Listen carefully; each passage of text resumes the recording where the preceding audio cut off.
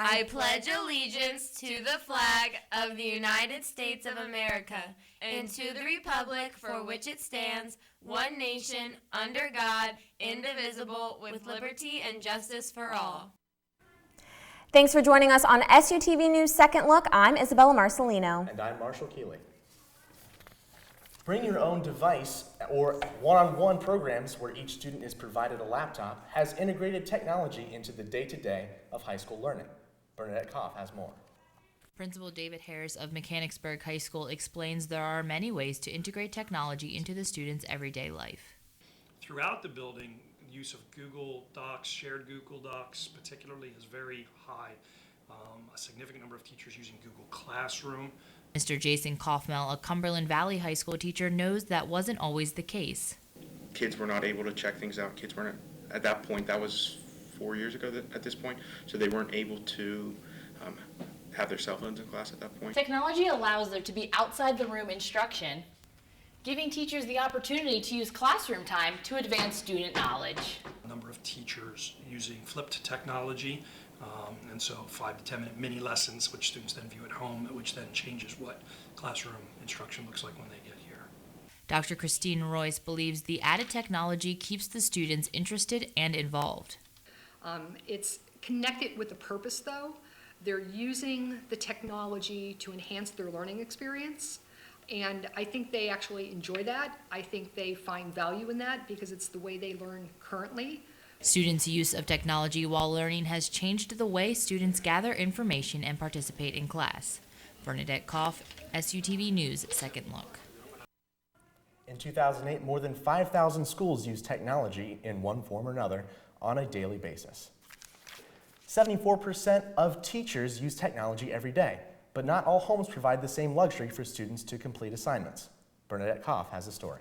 It is difficult to account for all students who have limited or no internet access at home, but schools are looking for ways to keep them connected. We have a fair estimate of the number of students who don't have that access, and that is something we have to keep our eye on. There aren't some quick, easy solutions that we have found just yet, but we do keep some refurbished laptops in our library for loan. 2012 census found that 28% of PA homes don't have internet access. In some places, as the school district is putting Wi-Fi in parts of the district where there's low connectivity, if you will. And so we do have probably some neighborhoods that are more likely to be housing students who don't have that. And it is something I wrote down to discuss, as that's something we would consider doing. So Smartphones have bridged the gap between those with internet access and those without.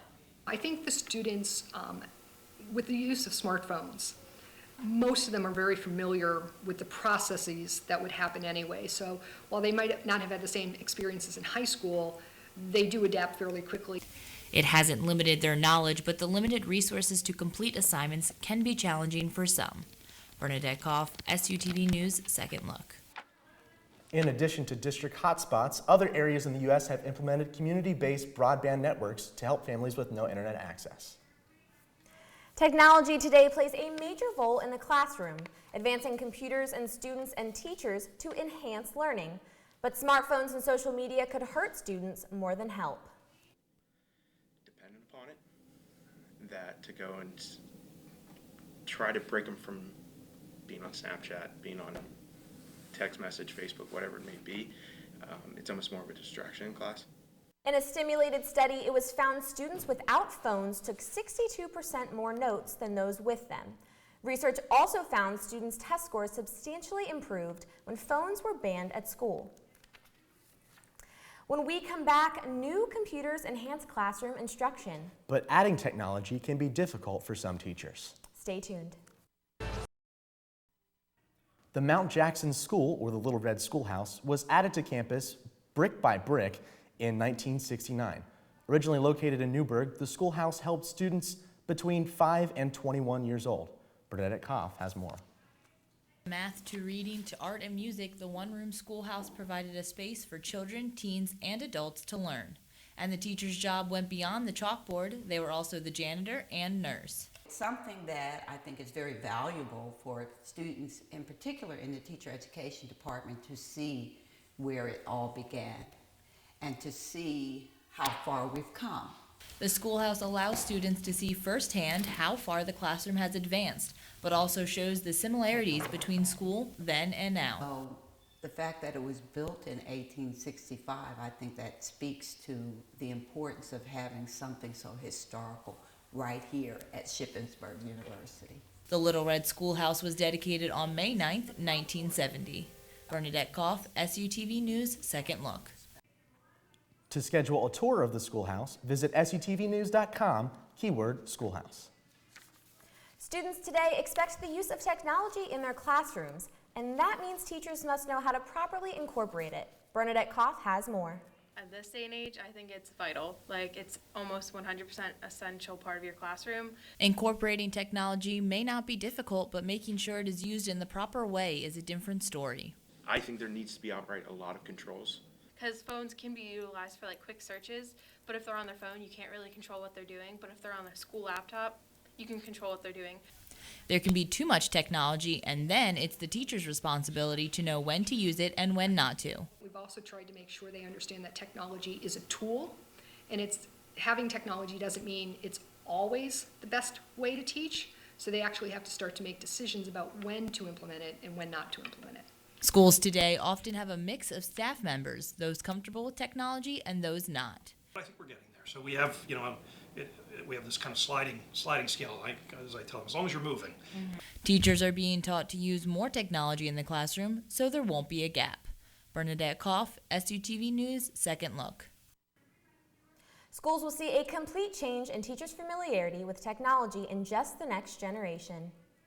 When we come back, find out the difference between learning online and from a book. Don't go away. Blended learning is a specific combination of face-to-face instruction and internet-based learning. Researchers say it is the first and dynamic mode of training. Students have more self-confidence in their work, increasing the likelihood that they will do more. For blended learning, students are given a laptop at the beginning of the year, and then they're basically given it for the whole year, and they can use it how they need to for all their other classes.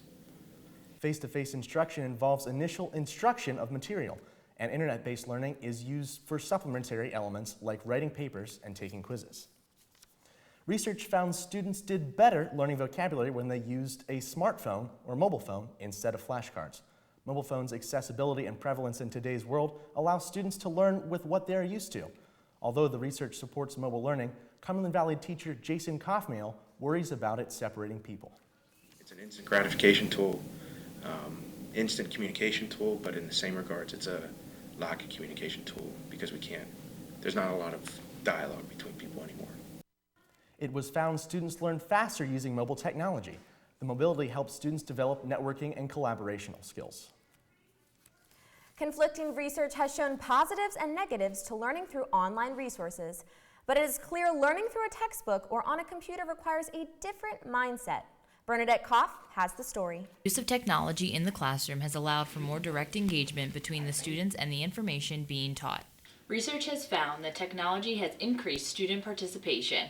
There are times I've gone into classrooms and I've seen the students in the circle talking about the book as they're supposed to, but the students on the outside of the ring using technology, using something like Today's Meet to carry on their own conversation about the conversation they're hearing inside. So it looks very different. But research has also found negative connections between social technology use and academic success.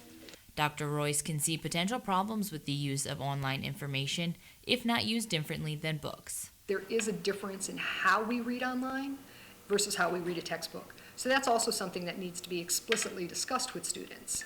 Students' ability to focus determines their ability to use online learning effectively. Bernadette Koff, SUTV News, Second Look. Research says increased participation in the classroom leads to increased motivation for students to do well. But in similar studies, it has found it to be a distraction to students studying outside the classroom.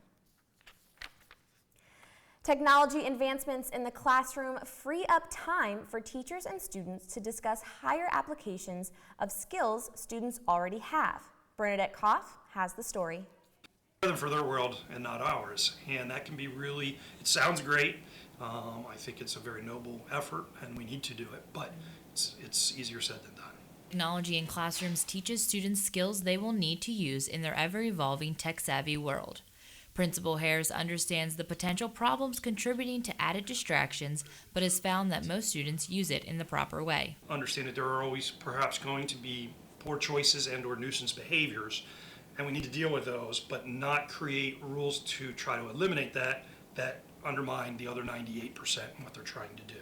Scales and calculators speed up how things are done, so students have more time to understand why. And the students can be discussing the application of what they're learning. So it allows students to have more time, or the teacher to have more time to think about things at a higher level. Students are given more time to understand the real-life applications of each lesson. Bernadette Koff, SUTV News, Second Look. Technology saves students time so they can focus on the more important application of what they are learning. Well, that's it for SUTV News Second Look. I'm Isabella Marcelino. And I'm Marshall Keeley. Don't forget to follow us on Facebook, Instagram, and Twitter at SUTV News, and visit our website, sutvnews.com. We'll see you next time.